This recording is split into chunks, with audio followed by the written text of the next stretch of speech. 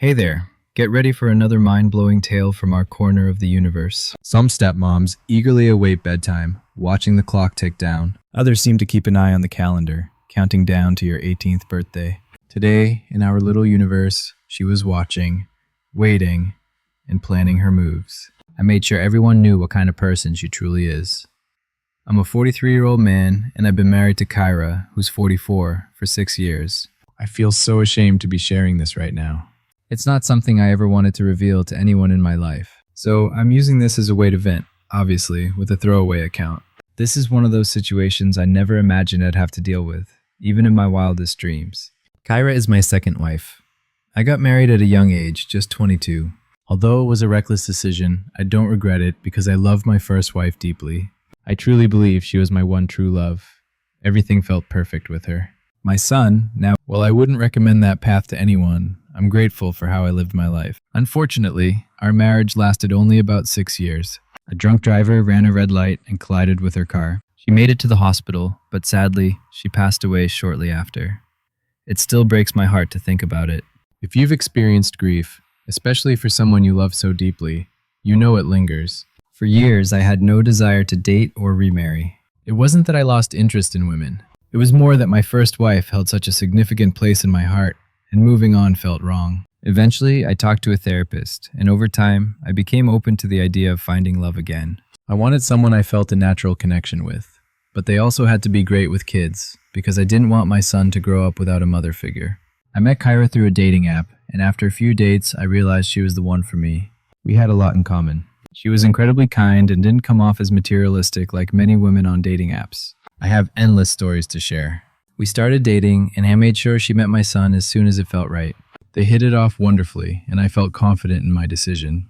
I want to emphasize that even if I didn't have a son or a previous marriage, Kyra would still be someone I'd want to date. I don't want anyone to think I was only focused on the wrong traits when I started seeing her. I was considering the whole package. As I mentioned earlier, we tied the knot 6 years ago and have been living together ever since. Everything has been going well, and I've always appreciated how close she is with my son. It was just how I envisioned things would have been with his mother if she were still alive. Not once did I suspect that something might be off. Perhaps that's entirely on me. I could have been more alert as a father, or maybe I should have brought it up more often. I always believed their relationship was perfectly fine, because that's how it appeared. If I had even suspected anything inappropriate, she would have been out of my house in no time. I discovered what had been happening about 2 weeks after my son turned 18. He told me he really needed to talk. It wasn't typical for us to have such serious discussions unless something significant was bothering him. Right from the beginning, I could see he was struggling to express whatever he needed to say. At that moment, I thought it would be something trivial, like the melodramatic issues teens often face. But as an adult, those things are hardly worth losing sleep over. I had to keep pushing him, but eventually, he revealed it was about Kyra. He usually referred to her as Mom, affectionately, so I knew it was serious when he called her by her name, which only happened during their arguments. I still hadn't connected any dots at that point, because it would have been a wild leap to make. Looking back, I understand why he found it so difficult to share. It's not an easy thing to admit. Then he took a deep breath and blurted out, "Jairus slept with me." It's hard to put into words how I felt when I heard that. The first thought that crossed my mind was that I hadn't understood him at all. It sounds ridiculous now, but I tried to convince myself that maybe he meant they just shared a bed and nothing more. I doubt anyone reading this would want the first interpretation to be that they had sex. Unfortunately, when I asked him to clarify, it became painfully obvious that was precisely what had happened. I felt like I was losing my mind. I couldn't think clearly. The first question I asked was when it happened, and he said it was just a few days after he turned 18. I know it's terrible to admit, but I wished it had occurred just a few days earlier. I felt so strongly about her that I wanted to see her face consequences. But since he was 18 when it happened, I had no legal grounds to take action against her. I know it's a horrible thought, but I despise how limited my options are in making her regret what she did. He shared the whole story with me. It wasn't something that just happened out of the blue. He started playing on his high school sports team when he was around 16. Because of that, he began hitting the gym a lot more. He got really fit, and I was impressed. He looks just like me. It was like looking at a younger version of myself from my college soccer days. I encouraged him, and so did Kyra. I never noticed, but he mentioned that she started volunteering to drive him to and from practice much more often around that time. He remembers it vividly because she made a lot of comments about his physique. Initially, it seemed completely innocent, so he would engage in those conversations normally without any hidden motives. As his 17th birthday approached, she began discussing girls more frequently, offering him advice on how to navigate relationships. He recalls the first time she asked if he had begun having sex. He found the question strange and didn't respond, but she proceeded to give him tips on what women enjoy in intimate situations. Initially, he felt uncomfortable, but he gradually adjusted to the conversations. At times, he thought she might be flirting with him, but he couldn't be sure. He figured she was just trying to be a laid-back stepmom. Then one day, she became overly affectionate and revealed her desires, all while acting as if she were virtuous. She claimed she wouldn't act on her feelings until he turned 18. I was furious, but honestly, I understood. He urged her to make it happen, but she held back. None of their conversations were ever texted, and he didn't document anything because he knew it was wrong too. When he turned 18, we had a family outing with some of his friends and relatives, enjoying a wonderful dinner together. It was a memorable day. But it's shocking that during all of this, I was completely unaware that my wife was trying to seduce my son, waiting for him to reach the legal age. The weekend after his birthday, I went out to gather supplies for a DIY project. That's when everything unfolded. As soon as I left the house and drove away, he said she entered his room with a condom and lubricant. He didn't want to share too many details, which I can understand.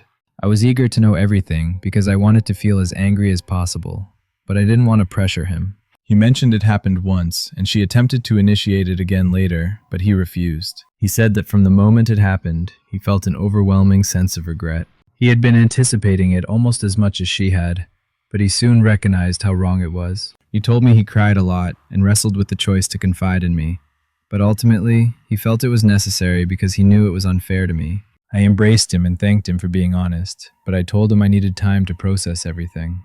I was open to him sharing more later, but at that moment, I just needed to digest the news. Honestly, it was devastating. It was the kind of situation that barges into your life and shatters everything, especially since I believed I had managed to create a decent life for us after the tragedy we endured. Before anyone comments, I want to say that I will forgive my son. He's just a teenager. He knows the difference between right and wrong, sure, but even adults make mistakes and are often forgiven. I can't hold him and Kyra to the same standard in this situation. He's a victim, even at 18, because she initiated all of this when he was still a minor. He realized it was wrong after it happened, and I understand the intense urges that teenage boys experience. Plus, he came forward because he felt genuinely remorseful about it. I'm angry with her, but my primary concern is for him. You can say whatever you want in the comments, but what do you expect me to do? Disown him? Fight him? I'm going to unleash my frustration on her, not him. Sure, it might take me a while to feel completely okay with him again, but I hope it won't be too long. The one thing I wish he had done differently was to tell me right from the start when she began flirting with him. But I understand he enjoyed the attention and let it happen. I'm going to figure out how to move forward with this and see if there's any possibility of pressing charges against her.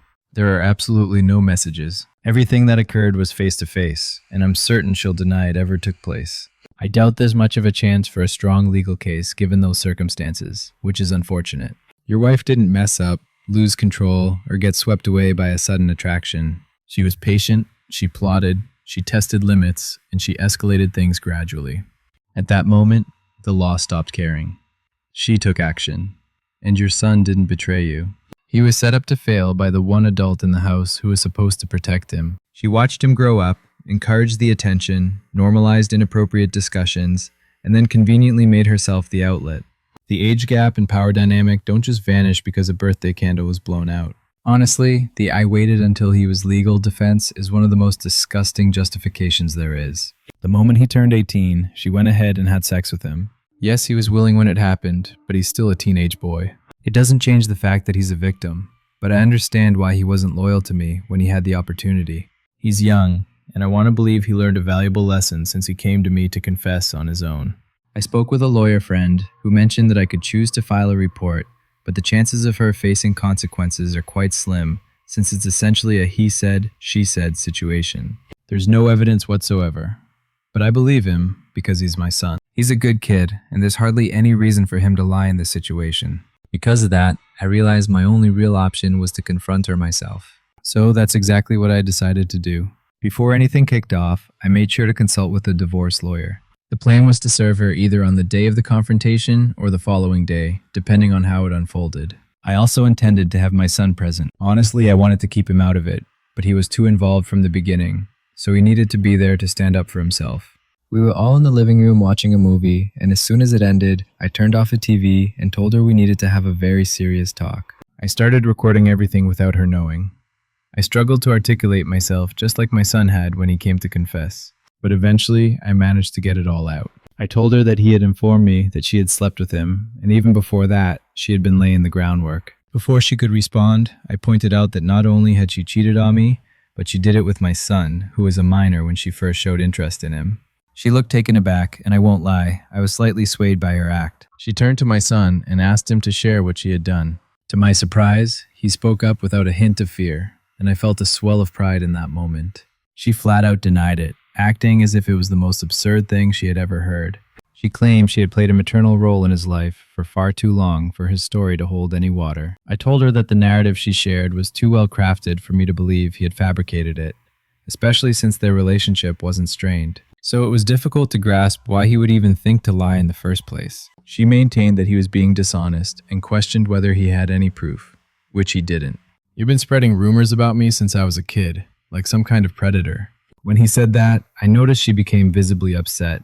I'll admit, I wondered if her anger stemmed from the fact that it was a triggering accusation. She challenged him to call her that again, and when he did, she lunged over me, trying to reach him to attack. I had to intervene and tell her to calm down. In that moment, it was clear why I could never work in a courtroom.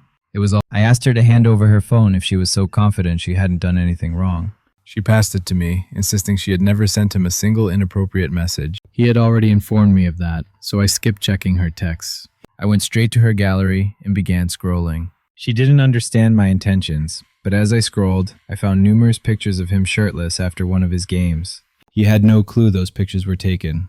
She had snapped them herself. Since it was a public setting, there was nothing preventing her from taking those photos, but the sheer number of them was alarming, and most were taken with a zoom lens.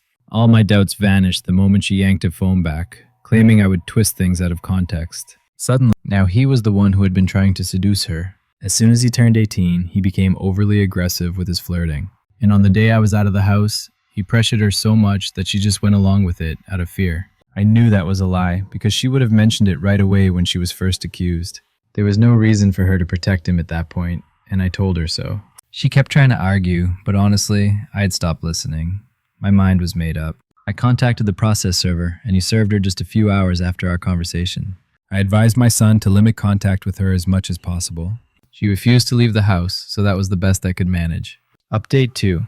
I finalized the divorce, and I'm relieved to have it behind me. I'm grateful my son is 18, because I can't imagine battling for custody with someone who is trying to sleep with him. I'm thankful my son is 18, because I can't fathom having to fight for custody with someone who is attempting to seduce my child. That could have been a nightmare. She ended up with a pretty decent settlement from the divorce. I kept the house since I owned it before we tied the knot. I purchased it with my first wife, which only reinforces my belief that she was my true love. She would never have pulled the kind of nonsense that Kyra did. As soon as we separated, I dove into work, because I knew I had to make sure everyone knew what kind of person she really was. I took to Facebook, and, with a lot of allegedly, I recounted the events. But I made it clear that everything I wrote was based on what my son had told me. I need everyone to see her for who she truly is. Normally that kind of post would have been removed from the groups I shared it in, but it was all about drama and gossip. And in our neighborhood, that's exactly what people love. She threatened to sue me for defamation if I didn't take the post down. I stood my ground because I was prepared to report her for her inappropriate actions when my son was still a minor. I told her it would remain up for as long as necessary. Even if it gets taken down eventually, it's still live right now. She has filed a defamation lawsuit against me, but I'm ready to fight back because I'm about to escalate this. I'm confident those will be significant if she wants to take this to court. If the justice system is going to work for once, now would be the perfect time to prove it. I've hired the best lawyer I could find, and I'm determined to make her regret what she's done to my life. Aside from the defamation case, I've arranged for my son to see a therapist. Not because I think he's damaged, but simply to be cautious. He enjoyed the session and might continue.